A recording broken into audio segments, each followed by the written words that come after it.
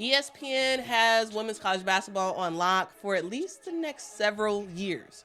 This past week, the NCAA and ESPN announced their new 8-year, $920 million media rights agreement, which, along with other things, keeps 40 NCAA championships bundled together through 2032. Now, the main reason why I'm talking about this is because the women's basketball tournament is a part of that television deal. Now, in terms of annually, the NCAA will get around $115 million per year from ESPN, with $65 million of that being the valuation of the women's March Madness tournament. More than half of that money that the NCAA will be getting from ESPN is directly associated with women's basketball, which is huge. Yes, this was a bundle with lots of different sports, but it's clear that women's basketball was the most valuable thing in this agreement. And the valuation that the women's basketball tournament has is 10 times more than the previous deal. So this is huge. The deal also ensures that the national championship game will be on ABC, which wasn't a guarantee in the last deal. So that's awesome as well. This deal also means that we will continue to see ESPN heavily covering women's basketball in their promos, especially as we get closer to March Madness, because they have the entire tournament to themselves. They have the entire tournament locked.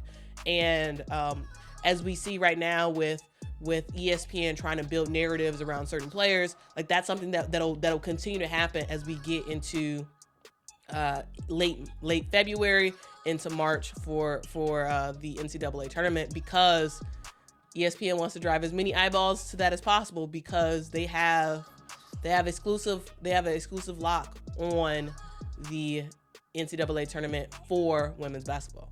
After the news was put out, we heard a lot from many coaches who basically had nothing but good things to say about this new agreement. I saw that before I came to shoot around today, and everybody's going to keep their job with ESPN, it sounds like to me, right? ESPN's been good for the women's game. And it excites me to know that they fought for it. It meant something to them. And I haven't read the release. I just saw the headline. I knew it was up for negotiations. I knew, it was expiring, and good. Let's move on. Let's get some more ratings like we did for that national championship last year. The more ratings we can get, the more money you can get. We're in a good place. I don't think ESPN does what they do without knowing that we're in a great place.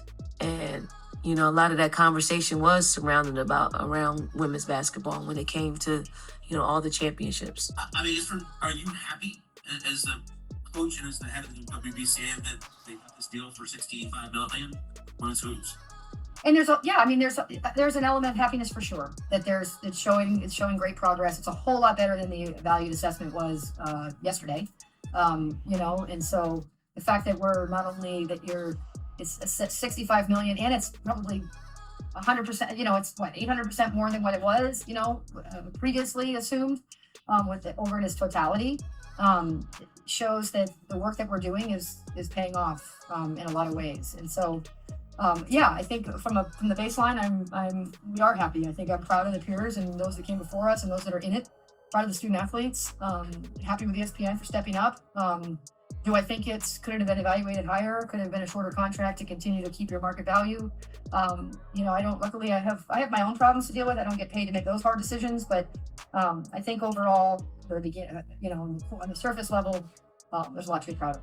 Now, here's the thing about this deal. On the positive side, it helps to show the value of the women's college game with $65 million each year just for the women's basketball tournament. Again, that is huge, and it just shows the growth of the game. So, just as NCAA is getting a bigger cut, it's likely that we will start to see changes around how conferences and programs get paid on the women's side. For example, last year for the men's March Madness, the SEC alone received around $34 million for the men's teams, even though none of their men's teams actually made the Elite Eight. So that was $34 million just for being in the tournament and having a certain amount of teams in the tournament, regardless of them not making it that far. For the women, on the women's side, conferences, on the other hand, get nothing. They don't get anything for their programs making it far in the tournament. The biggest thing is that Charlie is very open. Charlie Baker, that is, has said publicly that he's ready to explore unit distribution. And I know you guys all are responsible for writing about that, so that make sure people understand how important that is. But to be rewarded for postseason success financially encourages your campus to invest more in the sport.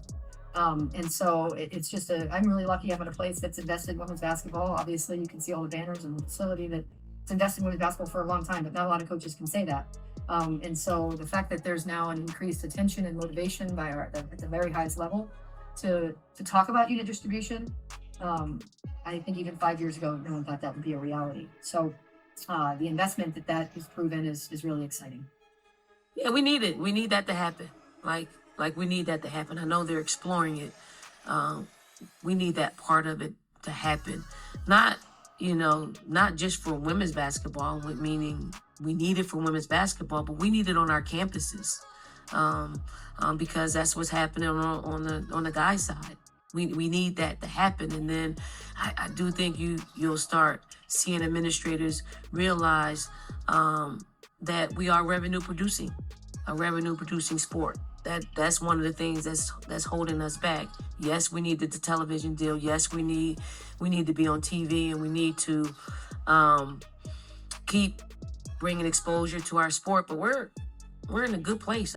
So all in all, I think this is a good thing. Though I will have to say, I do wonder if there could have been more competition if the NCAA actually separated the women's March Madness tournament from the other 39 things that it was sort of bundled with. If the March Madness tournament was sold separately as its own thing, I wonder, could you have seen a battle between Turner and ESPN for the rights for women's college basketball? We will never know now because the deal is done, and it won't be up until 2032. So that's the details, guys. Let me know your thoughts in the comments below. Do you think that this was a good deal for women's college basketball? Also, what do you think this means for just the way that ESPN covers women's college basketball going forward? They for sure have a vested financial interest in ensuring that they can get as many eyeballs as possible on women's college basketball.